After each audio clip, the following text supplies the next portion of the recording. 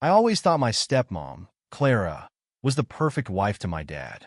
She was kind, attentive, and carried herself with a quiet elegance that drew people to her. But over the past few months, something about her had changed. I noticed it in the way she looked at me, not like a mother figure, but something different. At first, I dismissed it as my imagination, but then the nights began. It started a few weeks ago, just after my dad began working late shifts at the hospital. Clara would always tell me goodnight before heading to bed, but now, she began lingering in the hallway outside my room. The first time, I heard the soft creak of the floorboards and thought it was my dad coming home early. But when I opened the door, I found her standing there, dressed in her silk robe, her hair loose around her shoulders. "Clara," I asked, my voice laced with confusion. "What's going on?" She smiled softly, leaning against the doorframe. "I couldn't sleep," she said. "The house feels so empty without your dad here." I nodded, unsure of what to say. "Yeah, it does," I replied awkwardly, hoping she'd leave soon. But she didn't. Instead, she stepped into my room, her bare feet silent against the carpet. "Do you mind if I sit for a while?" she asked, gesturing to the chair by the window. I hesitated but nodded. "Sure." She sat down, pulling her robe tighter around her. "It's strange," she began, her voice soft. "I always thought I'd enjoy having some quiet time to myself, but now it just feels lonely." I didn't know how to respond. Clara was beautiful, objectively stunning, and the way the moonlight highlighted her features only made her seem more unreal. I forced myself to look away, focusing on my desk instead. "I'm sure Dad will be home soon," I said, my voice stiff. She smiled, but there was a hint of sadness in her eyes. "I hope so," she said. "But until then, it's nice to have someone to talk to." The conversation felt innocent enough, but there was something about the way she looked at me, her gaze lingering just a second too long, that sent a shiver down my spine. After a while, she got up and left, her soft good night echoing in my mind long after she was gone. The next night it happened again. This time, she didn't knock. She just opened the door and walked in, carrying 2 mugs of hot cocoa.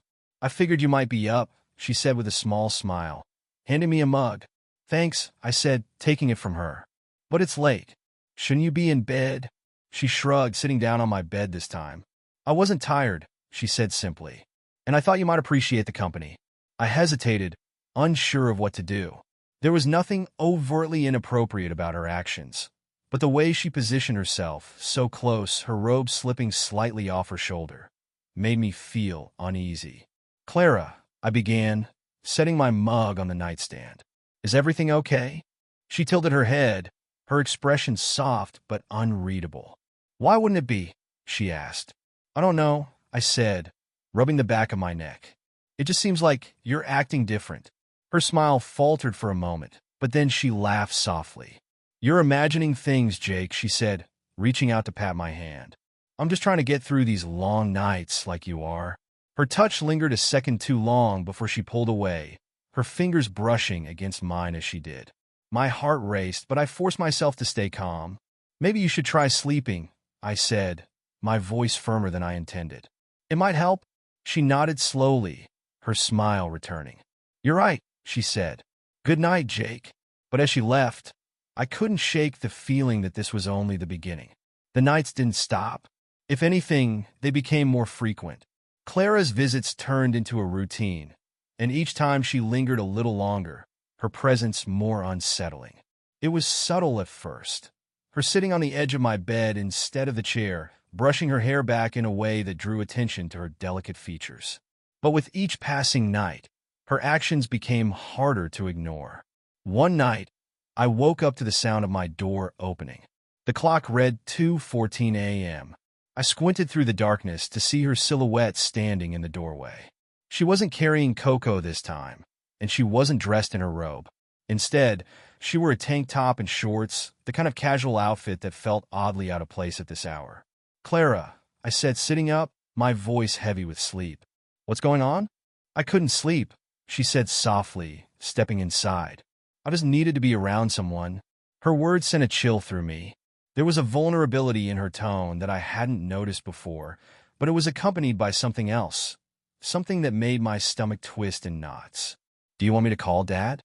I asked, hoping the mention of his name would bring her back to her senses. She shook her head, her hair falling loosely around her shoulders. No, she said. It's not about him. She walked to the window, her fingers trailing along the windowsill as she stared out into the night. Sometimes I feel like I'm disappearing, she said, her voice barely above a whisper. Like I'm just a shadow in this house. Her words caught me off guard.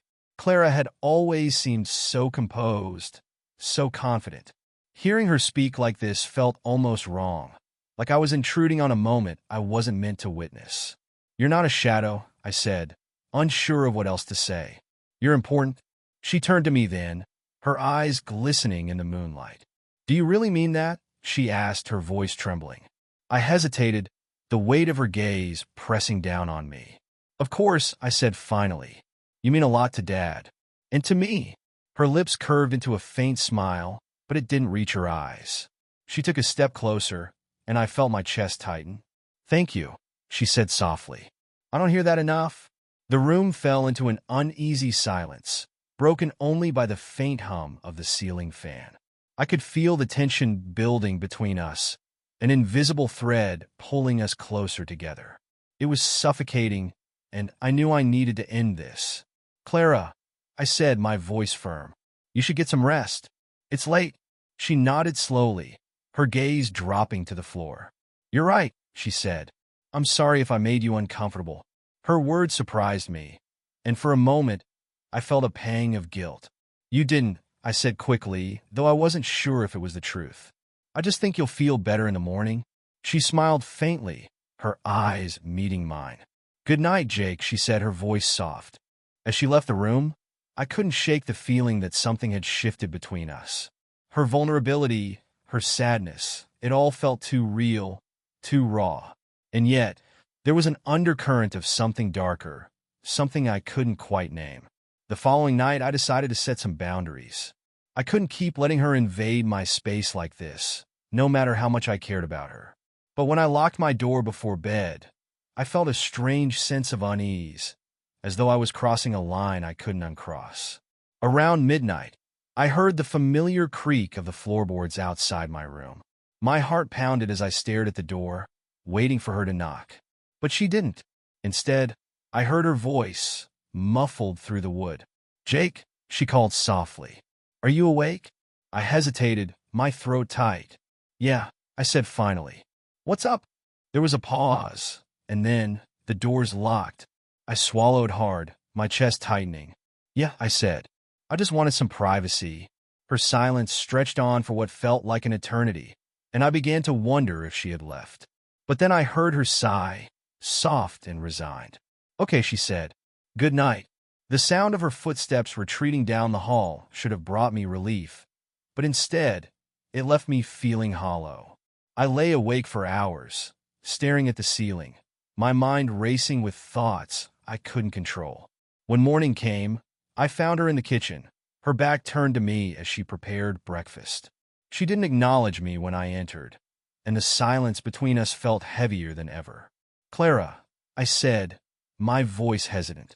She turned to face me, her expression unreadable. Good morning, she said, her tone distant.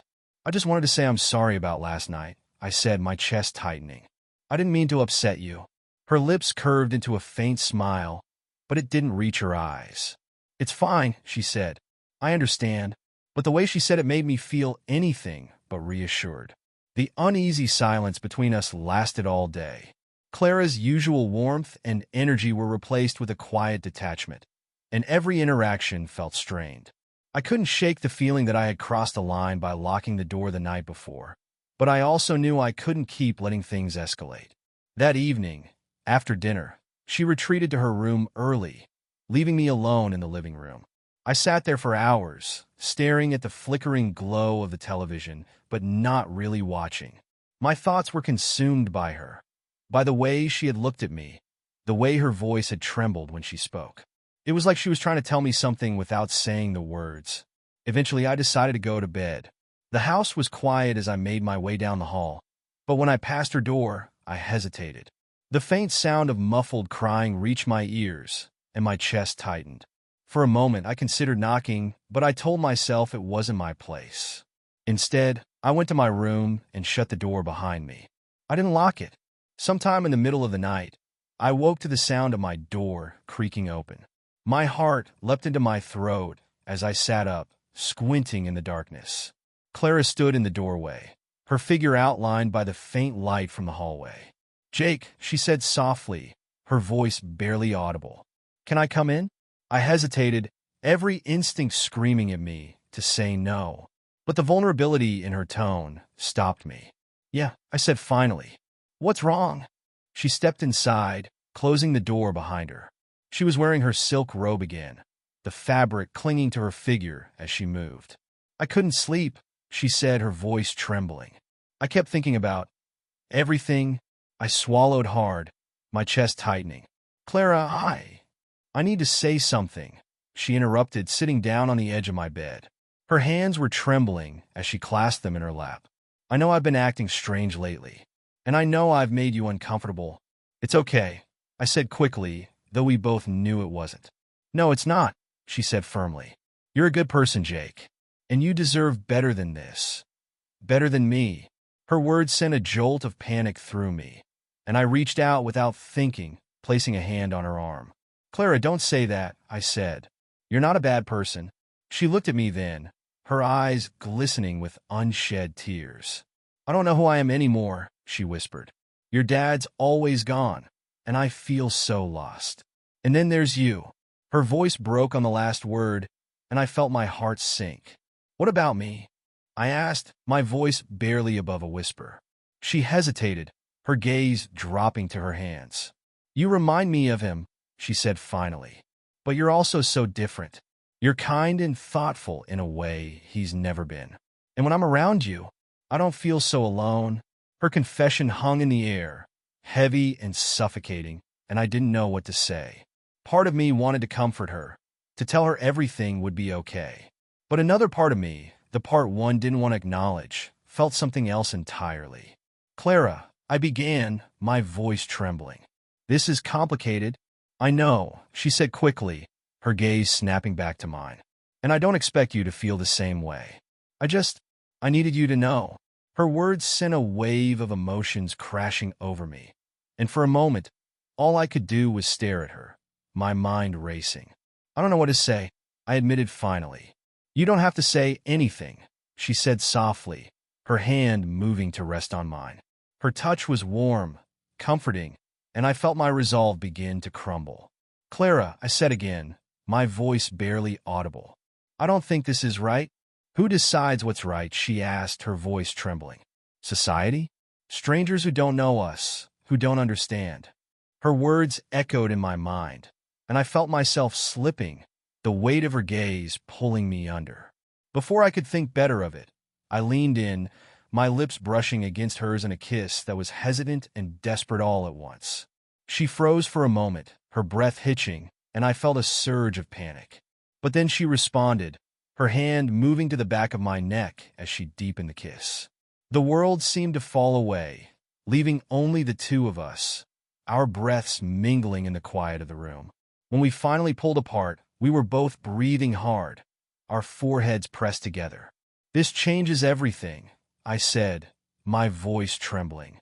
"I know," she whispered, "but I don't care." "Do you?" I didn't answer because I didn't know. All I knew was that I couldn't let her go. Not now. Not ever. The kiss had left me spinning. That night, as I lay in bed, I couldn't stop thinking about it. The way her lips felt, the way her hand lingered on the back of my neck, as if she was afraid to let go. My mind raced with questions I couldn't answer. How had things escalated to this point? And where did we go from here? The next morning, the tension between us was almost unbearable.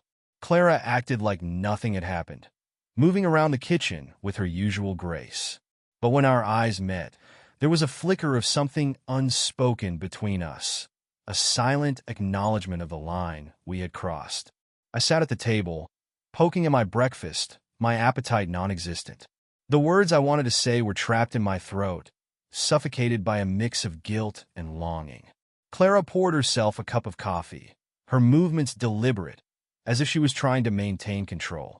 "Did you sleep well?" she asked, her tone casual, but there was an edge to her voice. I hesitated, my chest tightening. "Not really," I admitted. She nodded, her gaze dropping to her cup. "Me neither."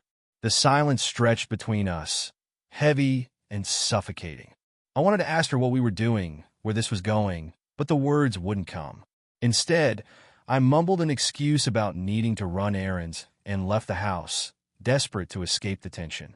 As I wandered aimlessly through town, my thoughts kept circling back to Clara. Part of me wanted to walk away, to pretend none of this had ever happened. But another part of me, a darker, more selfish part, didn't want to let her go. That evening, I tried to avoid her, retreating to my room after dinner. But as the hours passed, I found myself drawn to her, the pull too strong to resist. Around midnight, I heard the soft creak of the floorboards outside my door, and my heart began to race. The door opened, and there she was, standing in the dim light of the hallway. Her hair was loose around her shoulders, and she wore the same silk robe as before. My chest tightened as she stepped inside, closing the door behind her. "Clara," I began, but she cut me off. "I know what you're going to say," she said softly, sitting down on the edge of my bed. "And you're right. This is complicated, but I can't help how I feel." Her honesty took my breath away, and I stared at her, my mind racing. "Clara, this isn't fair," I said finally. "Not to Dad. Not to either of us." "I know," she said, her voice trembling. "But I'm tired of pretending, of putting everyone else first and ignoring what I want." Her words sent a shiver down my spine, and I felt my resolve begin to crumble. "What do you want?" I asked, my voice barely above a whisper. She looked at me then, her eyes filled with a mixture of longing and vulnerability. "You," she said simply. "I want you, Jake." The air between us felt electric, the tension so thick it was almost suffocating. I wanted to tell her this was wrong, that we couldn't do this. But the words wouldn't come. Instead, I reached for her, my hand brushing against her cheek. "Clara," I said, my voice trembling. It's not supposed to be like this." "Maybe not," she said, leaning into my touch. "But does that really matter?" Her words echoed in my mind, and before I could think better of it, I leaned in, capturing her lips in a kiss that was both desperate and hesitant. She responded instantly, her arms wrapping around me as she pulled me closer. The kiss deepened, and I felt myself falling, the weight of my guilt drowned out by the intensity of the moment. Her hands moved to the back of my neck, her touch sending shivers down my spine. I knew we were crossing a line we could never uncross, but in that moment I didn't care. When we finally pulled apart, we were both breathing hard, our foreheads pressed together. "What now?" I asked, my voice barely audible. She smiled faintly, her fingers brushing against my cheek. "We figure it out," she said. "One step at a time." Her words brought a strange sense of comfort, and I nodded, my chest tight. I didn't know what the future held, but for the first time in weeks, I felt like I could breathe again. Over the next few days, we fell into a delicate rhythm. We were careful, always mindful of the risks, but the connection between us only grew stronger. Every stolen glance, every fleeting touch, felt like a small act of defiance against the world. But even as we found solace in each other, the shadow of what we were doing loomed over us, a constant reminder of the consequences we could face. One evening, as we sat together on the porch, Clara turned to me, her expression serious. "Jake," she said softly, "we can't keep this a secret forever." Her words sent a jolt of panic through me, and I turned to face her, my chest tightening. "What do you mean?" I asked. "I mean, we need to make a decision," she said, her voice trembling. "Either we stop this now, or we find a way to move forward. But we can't keep living like this."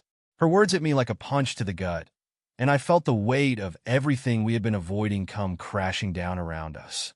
"I don't want to lose you," I said, my voice trembling. "But I don't know how to make this work." She reached for my hand, her grip firm but gentle. "We'll figure it out," she said. "Together." Her words were both a challenge and a promise, and as I looked in her eyes, I knew that no matter what the future held, we would face it together. The following days felt like walking a tightrope. Every interaction with Clara was charged, each stolen moment like a thread pulling us closer to the edge of something we couldn't undo. My dad's work schedule became our unspoken ally, giving us the cover of his absence. But every time his car pulled into the driveway, the weight of what we were doing crashed down on me like a tidal wave. Clara, however, seemed calmer. There was a quiet confidence about her, as if she had accepted our situation in a way I was still struggling to. But I couldn't ignore the guilt gnawing at the edges of my thoughts. Every time she touched me, every time her lips found mine in the quiet of the night, I wondered how much longer we could keep this secret. One night, Clara and I were sitting in the living room. Dad was out again, working another double shift at the hospital, and the house felt eerily quiet. She was curled up on the couch, her silk robe draped loosely over her shoulders, a glass of wine in her hand. I was sitting across from her, my chest tight with the weight of everything unsaid. "Jake," she said softly, breaking the silence. "Can I ask you something?" Her tone was gentle, but there was an edge to it that made my stomach twist. "Yeah," I said, my voice hesitant. She hesitated, her gaze dropping to her glass. "Do you ever think about what would happen if your dad found out?" The question hit me like a punch to the gut, and I felt my breath catch in my throat. "Clara," I said, my voice trembling. "We can't think like that. He can't find out." She nodded slowly, her fingers tracing the rim of her glass. "I know," she said, "but sometimes I wonder if what we're doing is worth the risk." Her words sent a jolt of panic through me, and I leaned forward, my chest tightening. "Are you saying you regret this?" I asked, my voice barely above a whisper. She looked up at me then, her eyes filled with a mix of longing and sadness. "No," she said firmly. "I don't regret it, but I also know we can't keep this up forever." The silence between us was deafening, the weight of her words pressing down on me like a physical force. I wanted to tell her that everything would be okay, that we'd find a way to make this work. But the truth was I didn't know if that was possible. "Clara," I said finally, my voice trembling. "I don't want to lose you." "You won't," she said softly, her gaze steady. "But we need to be careful. We need to figure out what this is and what we want." Her words hung in the air, heavy and suffocating, and I felt my chest tighten. "I don't know what I want," I admitted, my voice barely audible. "All I know is that I can't stop thinking about you." Her lips curved into a faint smile, and she set her glass down on the table, standing slowly. "Come here," she said, her voice barely above a whisper. I hesitated, my heart pounding, but the pull of her gaze was too strong to resist. I crossed the room, and when I reached her, she cupped my face in her hands, her touch warm and reassuring. "You're not alone in this," she said softly, her eyes locking onto mine. "Whatever happens, we'll face it together."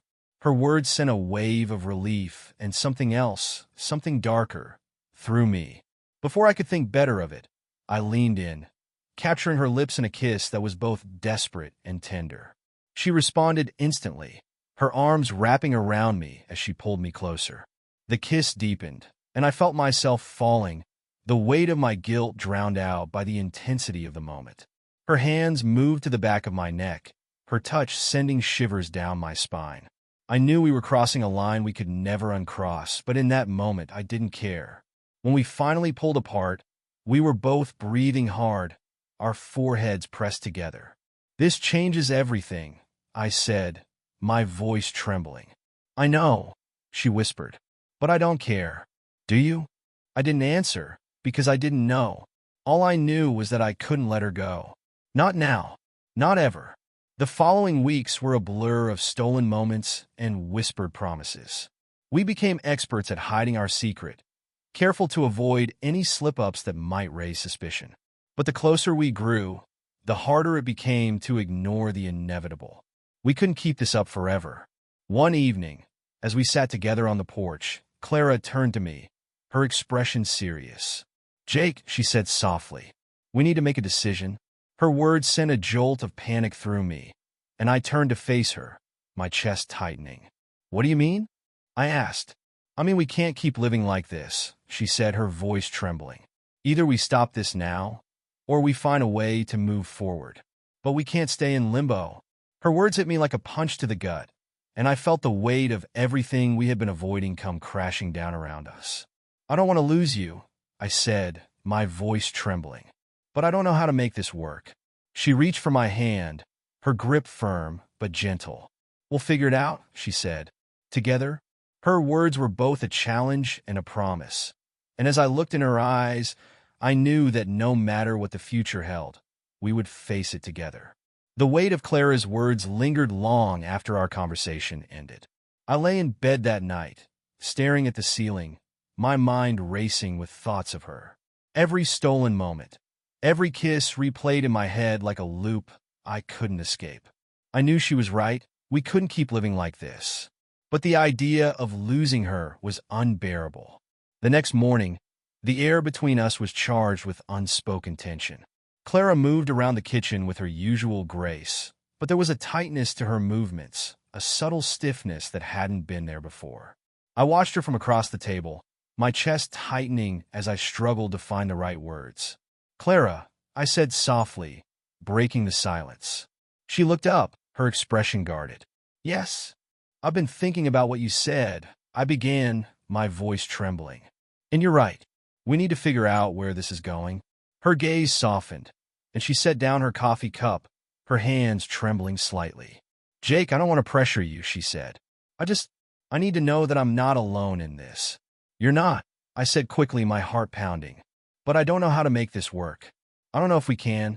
Her lips curved into a faint smile, but there was a sadness in her eyes that broke my heart. "Maybe we can't," she said softly. "But if we don't try, we'll never know." Her words hung in the air, heavy and suffocating, and I felt my chest tighten. I wanted to believe her, to believe that we could somehow navigate the impossible situation we had found ourselves in. But the reality of what we were doing loomed over me like a shadow. Later that evening, I found myself wandering aimlessly through the house, my thoughts consumed by Clara. I ended up on the porch, staring out at the darkened fields, the cool night air brushing against my skin.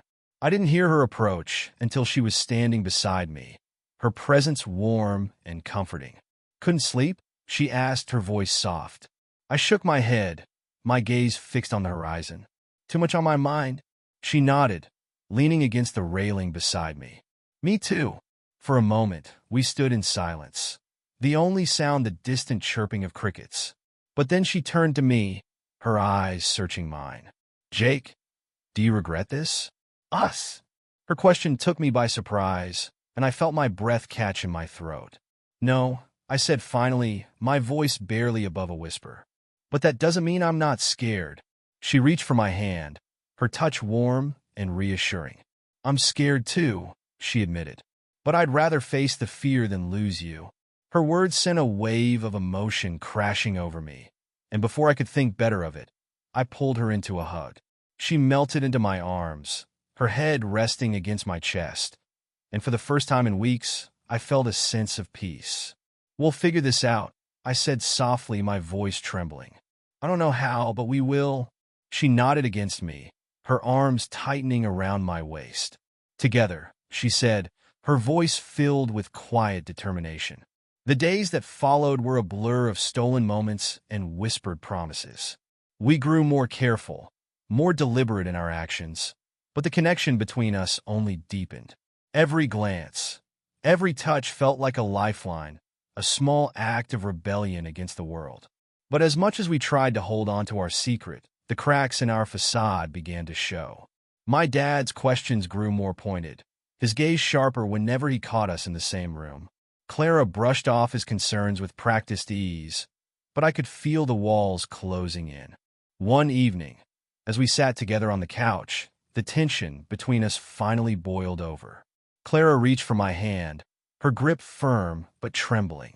"Jake," she said softly, "I don't think we can keep this up much longer." Her words sent a jolt of panic through me, and I turned to face her, my chest tightening. "What are you saying?" I asked, my voice barely above a whisper. "I'm saying we need to make a choice," she said, her eyes glistening with unshed tears. "Either we stop this now, or we take a chance and tell him the truth." Her words hit me like a punch to the gut, and I felt my breath catch in my throat. Clara, if we tell him, he'll never forgive us. I know, she said, her voice trembling. But I can't keep living like this. I can't keep pretending. The silence between us was deafening, the weight of her words pressing down on me like a physical force. I wanted to tell her she was wrong, that we could find a way to make this work without destroying everything. But deep down, I knew she was right. Okay, I said finally, my voice trembling. But we have to be careful. We have to do this the right way. She nodded, her gaze steady. Together, she said softly. Together, I repeated, my chest tight. As the night wore on, we sat together in the quiet of the living room, the weight of our decision pressing down on us. I didn't know what the future held, but I knew one thing for certain. No matter what happened, we would face it together.